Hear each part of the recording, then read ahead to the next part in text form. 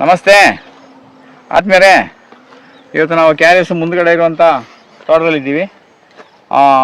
ಈಗಾಗಲೇ ಎಲ್ಲ ನಿಮಗೆ ನೋಡಿರ್ಬೋದು, ನವಧಾನ್ಯಗಳೆಲ್ಲ ಕಂಪ್ಲೀಟ್ ಖಾಲಿಯಾಗಿದೆ. ಎಲ್ಲ ಕಟ್ ಮಾಡಿ ನಾವು ನವಧಾನ್ಯಗಳನ್ನ ಮಧ್ಯದಲ್ಲಿ ಹಾಕಿದ್ದೇವೆ.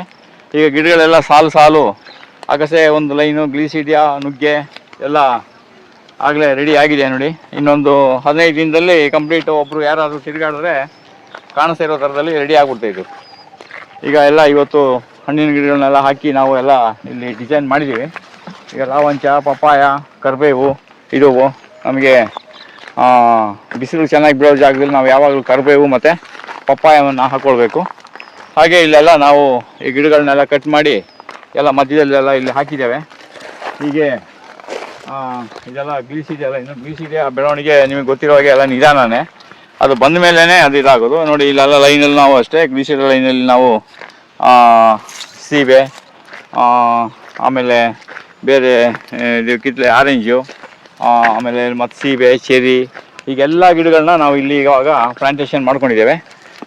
ಇದೆಲ್ಲ ಮಧ್ಯದಲ್ಲಿ ಎಲ್ಲ ಒಂದು ನವಧಾನ್ಯಗಳನ್ನೆಲ್ಲ ಕಟ್ ಮಾಡಿ ಈ ಥರ ಬುಡವನ್ನು ಕಂಪ್ಲೀಟಿಗೆ ಇಲ್ಲಿ ಕ್ಲೀನ್ ಮಾಡಿದ್ದೇವೆ.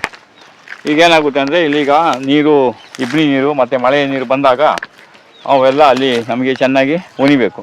ಈಗಾಗಲೇ ನೋಡಿ ಸುಮಾರು ಒಂದು 2 ತಿಂಗಳಿಗೆ ಆಗಲೇ ಗಿಡ ಯಾವ ಮಟ್ಟಕ್ಕೆ ಬಂದಿದೆ ನೋಡಿ ಅಗಸೆ. ಇನ್ನೊಂದು ಸ್ವಲ್ಪ ದಿನದಲ್ಲಿ, ಒಂದು 15 ದಿನದಲ್ಲಿ ಕಂಪ್ಲೀಟ್ ನಮ್ಮ ಕೈ ಎಟ್ಟಿಸಿರೋಷ್ಟು ಹೈಟಿಗೆ ಹೋಗ್ಬಿಡುತ್ತೆ. ಇನ್ನು ಮುಂದೆ ಇದು ಬೆಳವಣಿಗೆ ಭಾಳ ಸ್ಪೀಡ್ ಆಗುತ್ತೆ.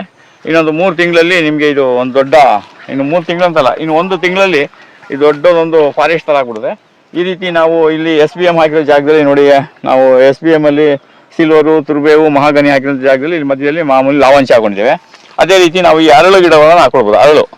ಈ ಅರಳು ಇವಾಗ ಏನಾಗುತ್ತೆ ಅಂದರೆ ನಮ್ಮ ಗಿಡ, ತೆಂಗಿನ ಗಿಡಕ್ಕೆ ಇನ್ನೇನು 1 ವರ್ಷ ತುಂಬುವಂಥ ಟೈಮಲ್ಲಿ ಈಗಾಗಲೇ ಈ ಅರಳೆಲ್ಲ ಬಂದು ನೋಡಿ, ಈಗ ಅರಳು 2.5 ತಿಂಗಳಿಗೆ ನೋಡಿ ಅರಳು ಈ ಥರ ಕೊನೆ ಬಂದಿದೆ.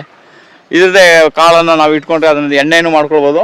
ಮತ್ತು ಎರಡನೇದು ನಮಗೆ ಮುಂದೆ ಈಗ ತೆಂಗಿನ ಗಿಡಕ್ಕೆಲ್ಲ ನುಸಿ ಅಂತ ಹೇಳ್ತೀನಿ, ಯಾವುದು ಕಪ್ಪು ತಲೆ ಹುಳ ಬಂದು ತಿನ್ನುವಂಥ ಟೈಮಲ್ಲಿ ಅದನ್ನು ಚೆಚ್ಚಿ ನೀರಲ್ಲಿ ಹಾಕಿ ಮಾಡ್ತೀವಲ್ಲ, ಆವಾಗ ನಾವು ನಮ್ಮ ತೋಟದಲ್ಲಿ ಇರುವಂಥ ಅರಳನ್ನೇ ನಾವು ಇಲ್ಲಿ ಬಳಸ್ಕೊಳ್ಬೋದು. ಅದಕ್ಕೆ ನಾವು ಯಾವಾಗಲೂ ತೋಟ ಮಾಡುವಾಗ ಮುಂದೆ ನಮ್ಗೆ ಏನು ಬೇಕೋ ಅದೆಲ್ಲವನ್ನು ನಮ್ಮ ತೋಟದಲ್ಲೇ ನಾವು ಬೆಳೆಸ್ಕೊಳ್ಬೇಕು. ಹೀಗೆ ಎಲ್ಲ ಬಹುತೇಕ ಇಲ್ಲಿ ಕೆಲಸ ಮುಗಿತಾ ಬಂದಿದೆ. ಅರಳು ಗಿಡ ನೋಡಿ ಯಾವ ಥರ ಎಷ್ಟು ತಾಕತ್ತಾಗಿದೆ ಅಂತ. ಇದು ಒಂದು ದೊಡ್ಡ ಚೆನ್ನಾಗಿ ಬೆಳವಣಿಗೆ ಆಗಿದೆ. ಹೀಗೆ ಎಲ್ಲ ನವಧಾನ್ಯಗಳನ್ನೆಲ್ಲ ಕ್ಲೀನ್ ಮಾಡಿ ನಾವು ಇಲ್ಲಿ ಬೋರ್ ಪಕ್ಕದಲ್ಲಿ ಬೋರ್ಗೆ ಬರಲಿಕ್ಕೆ, ವೆಹಿಕಲ್ ಬರಲಿಕ್ಕೆ ಅಂತ ಜಾಗಕ್ಕೆ ಅಂತೇಳಿ ಇಲ್ಲಿ ಬಿಟ್ಕೊಂಡಿದ್ದೀವಿ. ಹಾಗೆ ನಾವು ಬಾಳೆಯನ್ನು ಇಲ್ಲೆಲ್ಲ ಹಾಕಿದ್ದೇವೆ. ಒಂದು 10 ಅಡಿ, 20 ಅಡಿ, 18 ಅಡಿಗಾಗಿ ಎಲ್ಲ ಬಾಳೆ ನಾವು ಗುಂಪು ಬಾಳೆಯನ್ನು ಹಾಕಿ ಇದಕ್ಕೆಲ್ಲ ಅಷ್ಟೇ ಮೈಕ್ರೋವನ್ನು ಕೊಟ್ಟಿದ್ದೇವೆ. ಈ ರೀತಿ ಮೈಕ್ರೋವನ್ನು ಈ ರೀತಿ ಕೊಟ್ಟಿದ್ದೇವೆ. ಅದು ಮಳೆ ಬಂದಾಗ ನಾವು ಮೋಟ್ರ್ ಆನ್ ಮಾಡಿದಾಗ ಅಲ್ಲಿ ನೀರು ಬಂದು ಗಿಡಗಳಿಗೆಲ್ಲ ಬೀಳುತ್ತೆ. ಈ ರೀತಿ ಯಾವಾಗಲೂ ನಿಮ್ಮ ತೋಟದಲ್ಲಿ ಕಸ ಕಡ್ಡಿ ಮಲ್ಚಿಂಗ್ ಇರಬೇಕು. ಈ ಥರ ಕಸ ಕಡ್ಡಿ ಎಷ್ಟು ಇರ್ತದೋ ಅವಾಗ ಏನಾಗ್ತಂದರೆ ನಮಗೆ ಅಲ್ಲಿ ನೀರು ಕೊಡೋದು ನಾವು ಆದಷ್ಟು ಕಡಿಮೆ ಕೊಟ್ಟರು ನಡೆಯುತ್ತೆ. ಮತ್ತು ನಮ್ಮ ಭೂಮಿಯಲ್ಲಿ ಮಳೆ ನೀರು ಬಿದ್ದರೆ ಅಥವಾ ಏನಾದರೂ ಆದರೆ ಅಲ್ಲಿ ಆರ್ಗಾನಿಕ್ ಕಾರ್ಬನ್ ಡೆವಲಪ್ ಆಗಿಬಿಟ್ರೆ 1-2 ಮಳೆ ಬಿದ್ದರೂ, ಇಬ್ಬನಿ ಬಿದ್ದರೂ ನಾವು ತೋಟವನ್ನು ಆರಾಮಾಗಿ ಮಾಡ್ಬೋದು. ಹೀಗೆ ಇದು ಇವಾಗ ಈ ಮಟ್ಟಕ್ಕೆ ಬಂದಿದೆ. ಅದೇ ರೀತಿ ಇಲ್ಲೆಲ್ಲ ಚೆನ್ನಾಗಿ ಬಿಸಿಲು ಬೀಳೋ ಜಾಗದಲ್ಲಿ ನಾವು ಇಲ್ಲೆಲ್ಲ ಗಿಡಗಳನ್ನು ಹಾಕ್ಕೊಂಡಿದ್ದೇವೆ. ನೋಡಿ, ಕೆಲವು ಗಿಡಗಳು ಮಣ್ಣು ಚೆನ್ನಾಗಿರೋ ಕಡೆ ಗಿಡ ಭಾಳ ಚೆನ್ನಾಗಿ ಬಂದಿದೆ. ಇನ್ನು ಕೆಲವು ಕಡೆ ಅದು ಸ್ವಲ್ಪ ವೀಕ್ ಆಗಿದೆ. ಈಗಾಗಲೇ ಇದು ಒಂದು 2-2.5 ತಿಂಗಳದ್ದು ತೋಟ ಎಲ್ಲ ಈ ಮಟ್ಟದಲ್ಲಿ ಬೆಳೆದಿದೆ.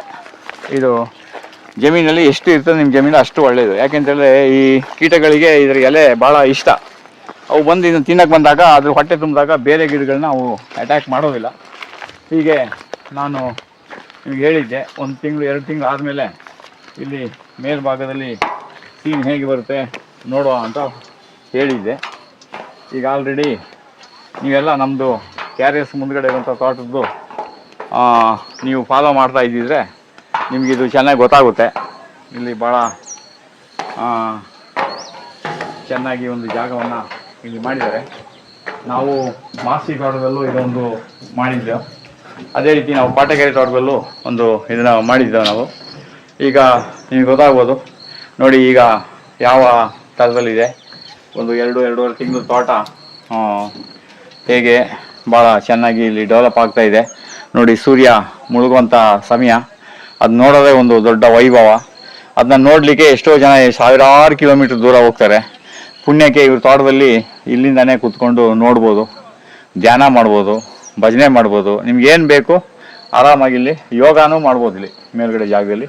ಈಗ ತೋಟ ಈ ಮಟ್ಟಕ್ಕೆ ಬಂದಿದೆ, ಇದನ್ನು ನೀವು ಮೊದಲಿಂದ ನೋಡ್ತಾ ಇರೋದಾದ್ರೆ ಇದ್ರದ್ದು ಬೆಳವಣಿಗೆ ಚೆನ್ನಾಗಿ ಅರ್ಥ ಆಗುತ್ತೆ. ಇನ್ನೊಂದು ತಿಂಗಳಲ್ಲಿ ಪುನಃ ಇಲ್ಲೇ ನಿಂತು ಒಂದು ವಿಡಿಯೋನ ಮಾಡ್ತೇವೆ. ಆವಾಗ ನಿಮಗೆ ಇಲ್ಲೇನು ನೆಲ ಏನು ಕಾಣಿಸೋದಿಲ್ಲ, ಎಲ್ಲ ಗಿಡಗಳೇ ಇಲ್ಲಿ ತುಂಬಿರ್ತದೆ. ಆಗಲಿ, ಎಲ್ಲರಿಗೂ ಒಳ್ಳೆಯದಾಗಲಿ. ನಮಸ್ತೆ.